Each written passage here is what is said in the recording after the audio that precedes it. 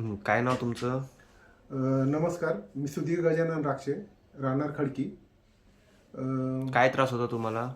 मला 3 महिने झाले त्रास होत होता की हा हात उचलत नव्हता, हाताला मुंग्या यायच्या, हातातली ताकद कमी झाली आणि हा मान माझी खूप दुखायची.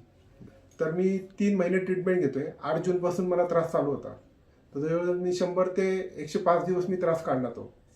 मग नंतर मला असह्य झालं, मला जेवता नव्हतं येत किंवा जी जी जी माझी मेन कामं होती ती मला करता नव्हती येत. हातातून पेन पडायचं, हातातून घास पेन पडायचं. पडायची. नंतर ते शेवटी ना माझ्या 12 तारखेनंतर माझी पायातून चप्पल पण निष्ठायला लागली, हातातून पेन पण पडायला लागला आणि मोबाईल पण मला हँडल करता नव्हते येत. म्हणजे जी माझी महत्वाची कामं आहे ती मला करता नव्हती येत. म्हणजे खूप माझी लाईफ डिस्टर्ब झाली त्याच्यामुळं.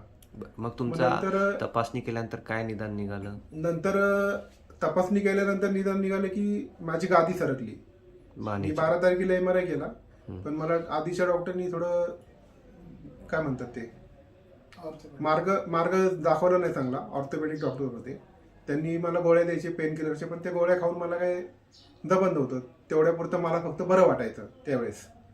पण नंतर माझ्या मित्रांनी मला सजेस्ट केलं होतं की बाबा इकडे असे डॉक्टर आहे, त्यांना जाऊन भेट. तर मी डॉक्टर अमित वाघ यांना स्टार हॉस्पिटलला तिकडे भेटायला गेलो. त्यांना कॉल केला होता. तर त्यांनी पहिल्यांदा माझा कॉल नाही उचलला, पण त्यांनी मला स्वतःहून कॉल बॅक केला नंतर. म्हणजे एवढे मोठे डॉक्टर आहे पण त्यांनी कॉल बॅक केला मला परत. तर मी कॉल बॅक केलं, त्यांना सांगितलं असं. तर मी त्यांना सांगितलं उद्या येतो. तर मग थोड्या वेळाने परत त्यांना फोन केला. मी सर आजच येतो.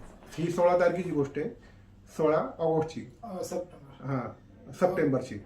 तर मी त्यांना भेटलो, त्यांनी माझा चेक केलं. त्यांनी माझे रिपोर्ट काय नाही बघितले, फक्त MRIचे फिल्म बघितल्या. त्याच्यावरून त्यांनी मला सांगितलं की तुमची कंडिशन खूप खराब आहे आणि तुम्हाला इमिजिएट ऑपरेशन करावं लागेल, डॉक्टरांनी मला सांगितलं. तर ते जे मला जसं बोलले, तर मी त्यांच्यावर 5 मिनिटात विश्वास ठेवला.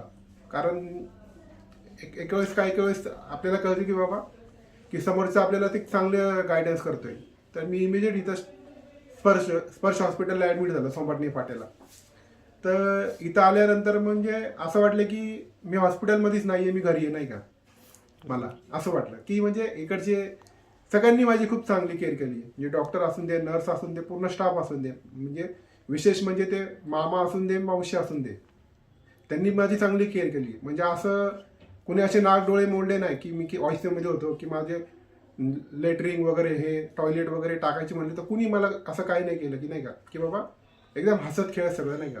म्हणजे माझे 10 दिवस इथे गेले पण हसत खेळत गेले. पण डॉक्टरांनी माझं ऑपरेशन केलं 17 तारखेला. ऑपरेशन कुठून झालं, जागा दाखवा जरा. ऑपरेशन माझं इथून झालं. ओके, एकच टाकायचं तुमचं ऑपरेशन झालं? एकच टाक्याचं ऑपरेशन झालं. ऑपरेशन झाल्या तुमची हाताची कंडिशन, हाताची कमजोरी रिव्हर्स झाली. 17 तारखेला माझं ऑपरेशन झालं 10:30 वाजता आणि 10:35ला माझ्या हातामध्ये ताकद आली लगेच.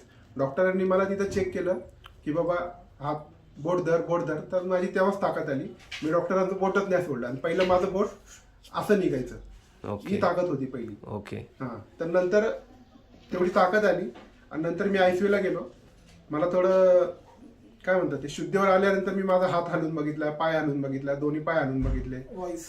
परत सिस्टरला मी आवाज दिला, नाही का, मला पाणी द्या. आता त्यांचं बोट पकडून दाखवा, घट्ट पकडा बोट. आता निसटतंय? अजिबात नाही ना. आता ही माझ्यामध्ये ताकद आली. ही ऑपरेशन झाल्या झाली होती.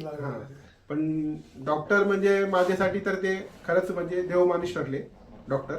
कारण त्यांनी जे माझ्यासाठी केलं म्हणजे त्यातून माझं आयुष्य बदललं, नाही का. त्याच्यासाठी म्हणजे मी पूर्ण स्पर्शच्या टीमचे, डॉक्टरांचे, नर्स, मामा मावशी कोणी असून दे, मी सगळ्यांचे आभार मानतो. धन्यवाद. थँक्यू.